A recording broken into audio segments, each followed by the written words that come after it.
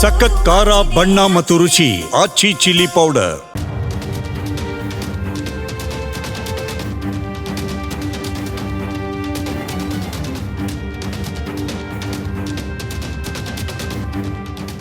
National Herald ಪ್ರಕರಣದಲ್ಲಿ ಕಾಂಗ್ರೆಸ್ ನಾಯಕರಾದ ರಾಹುಲ್ ಗಾಂಧಿ, ಸೋನಿಯಾ ಗಾಂಧಿ ಮತ್ತು ಇತರ ಐವರಿಗೆ ಸಮಾಧಾನ ತರುವ ರೀತಿಯಲ್ಲಿ ತೀರ್ಪು ನೀಡಿರುವ ದೆಹಲಿ ಕೋರ್ಟ್ ಜಾರಿ ನಿರ್ದೇಶನಾಲಯದ ಹಣ ವರ್ಗಾವಣೆ ಆರೋಪ ಪಟ್ಟಿಯನ್ನು ಪರಿಗಣಿಸಲು ಮಂಗಳವಾರ ನಿರಾಕರಿಸಿದೆ.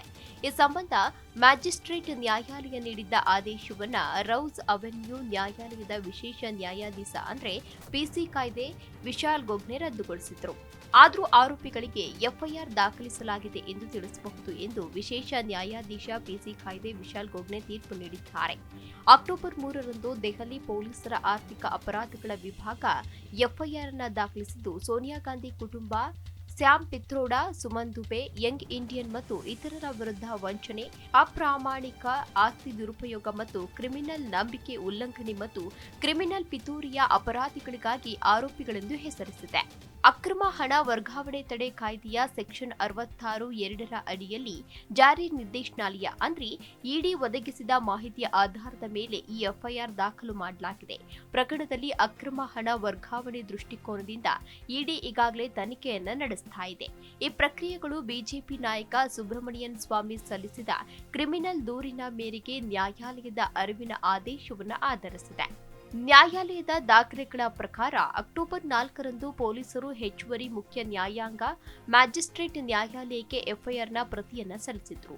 2 ದಿನಗಳ ನಂತರ ಹೆಚ್ಚುವರಿ ಮುಖ್ಯ ನ್ಯಾಯಾಂಗ ಮ್ಯಾಜಿಸ್ಟ್ರೇಟ್ ಪೊಲೀಸರಿಗೆ ಎಫ್ಐಆರ್ ಬಗ್ಗೆ ಆರೋಪಿಗಳಿಗೆ ತಿಳಿಸಲು ಮತ್ತು ಅವರಿಗೆ ಪ್ರತಿಯನ್ನು ಒದಗಿಸುವಂತೆ ನಿರ್ದೇಶಿಸಿತು. ಅಕ್ಟೋಬರ್ 8ರಂದು ಪೊಲೀಸರು ಈ ಆದೇಶವನ್ನು ಪ್ರಶ್ನಿಸಿದ್ರು. ಈ ಪ್ರಕರಣವನ್ನು ರೌಸ್ ಅವೆನ್ಯೂ ನ್ಯಾಯಾಲಯದ ವಿಶೇಷ ನ್ಯಾಯಾಧೀಶ ವಿಶಾಲ್ ಗೊಗ್ನೆ ಅವರ ಮುಂದೆ ವಿಚಾರಣೆಗೆ ಒಳಪಡಿಸಲಾಯಿತು. ಅವರು ಅದೇ ದಿನ ಆದೇಶಕ್ಕೆ ತಡೆ ನೀಡಿದ್ರು. ಮ್ಯಾಜಿಸ್ಟ್ರೇಟ್ ಆದೇಶಗಳು ಯಾವುದೇ ಕಾನೂನು ನಿಬಂಧನೆಗಳನ್ನು ಉಲ್ಲೇಖಿಸದೆ ನ್ಯಾಯಾಂಗ ಅತಿಕ್ರಮಣದ ಪ್ರಕರಣವಾಗಿದೆ ಎಂದು ಪೊಲೀಸರು ವಾದಿಸಿದ್ರು.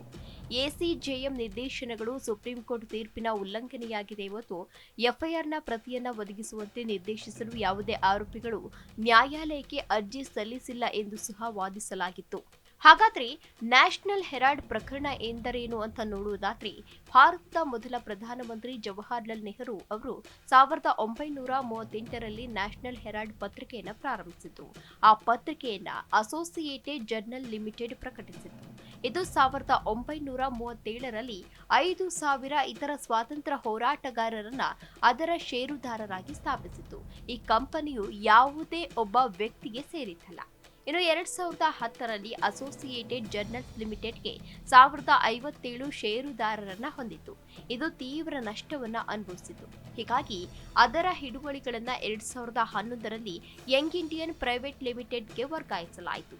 ಸೋನಿಯಾ ಗಾಂಧಿ ಮತ್ತು ರಾಹುಲ್ ಗಾಂಧಿ ಅವರು ಅದರ ನಿರ್ದೇಶಕರ ಮಂಡಳಿಯಲ್ಲಿದ್ದರು.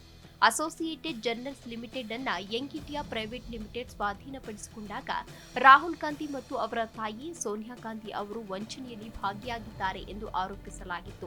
2012ರಲ್ಲಿ ಬಿಜೆಪಿ ನಾಯಕ ಹಾಗೂ ವಕೀಲ ಸುಬ್ರಮಣಿಯನ್ ಸ್ವಾಮಿ ಅವರು ಯಂಗ್ ಇಂಡಿಯನ್ ಲಿಮಿಟೆಡ್ನಿಂದ ಅಸೋಸಿಯೇಟೆಡ್ ಜರ್ನಲ್ಸ್ ಲಿಮಿಟೆಡ್ ಅನ್ನ ಸ್ವಾಧೀನಪಡಿಸಿಕೊಳ್ಳುವಲ್ಲಿ ಕೆಲವು ಕಾಂಗ್ರೆಸ್ ನಾಯಕರು ವಂಚನೆ ಮತ್ತು ನಂಬಿಕೆಯ ಉಲ್ಲಂಘನೆಯಲ್ಲಿ ತೊಡಗಿದ್ದಾರೆ ಎಂದು ಆರೋಪಿಸಿ ವಿಚಾರಣಾ ನ್ಯಾಯಾಲಯದ ಮುಂದೆ ದೂರು ಸಲ್ಲಿಸಿದ್ರು. ವೈಎಎಲ್ ನ್ಯಾಷನಲ್ ಹೆರಾಲ್ಡ್ನ ಆಸ್ತಿಯನ್ನ ದುರುದ್ದೇಶಪೂರಿತ ರೀತಿಯಲ್ಲಿ ಸ್ವಾಧೀನಪಡಿಸಿಕೊಂಡಿದೆ ಎಂದು ಅವರು ಆರೋಪಿಸಿದರು.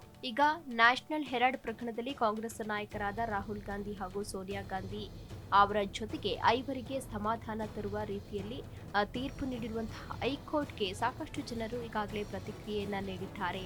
ಇನ್ನು ಇದೇ ವಿಚಾರಕ್ಕೆ ಸಂಬಂಧಪಟ್ಟಂತೆ ಡಿಸಿಎಂ ಡಿಕೆ ಶಿವಕುಮಾರ್ ಕೂಡ ರಿಯಾಕ್ಟ್ ಮಾಡಿದ್ದಾರೆ. ಕಲಬುರಗಿಯಲ್ಲಿ ಮಾತನಾಡಿದ ಅವರು, ನ್ಯಾಷನಲ್ ಹೆರಾಲ್ಡ್ ಪ್ರಕರಣದಲ್ಲಿ ಕಾಂಗ್ರೆಸ್ ನಾಯಕರಾದ ಸೋನಿಯಾ ಗಾಂಧಿ ಮತ್ತು ರಾಹುಲ್ ಗಾಂಧಿ ವಿರುದ್ಧ ಇಡಿ ಆರೋಪ ಪಟ್ಟಿ ಸಲ್ಲಿಸಿರುವ ಬಗ್ಗೆ ಕೇಳಿದಾಗ, ಈ ಪ್ರಕರಣದಲ್ಲಿ ಯಾವುದೇ ರೀತಿಯಲ್ಲಿಯೂ ಗಾಂಧಿ ಕುಟುಂಬಕ್ಕೆ ಲಾಭವಾಗಿಲ್ಲ. ಇದು ಕಾಂಗ್ರೆಸ್ ಪಕ್ಷದ ಆಸ್ತಿ ಮತ್ತು ಅವರು ಪಕ್ಷದ ಮುಖ್ಯಸ್ಥರು, ಆದ್ದರಿಂದ ಅವರ ಹೆಸರು ಉಲ್ಲೇಖವಾಗಿದೆ. ಇದರಲ್ಲಿ ತಪ್ಪೇನಿದೆ? ಇದನ್ನು ಕೇವಲ ರಾಜಕೀಯ ದ್ವೇಷಕ್ಕಾಗಿ ಮಾಡಲಾಗಿದೆ ಎಂದು ತಿಳಿಸಿದ್ದಾರೆ.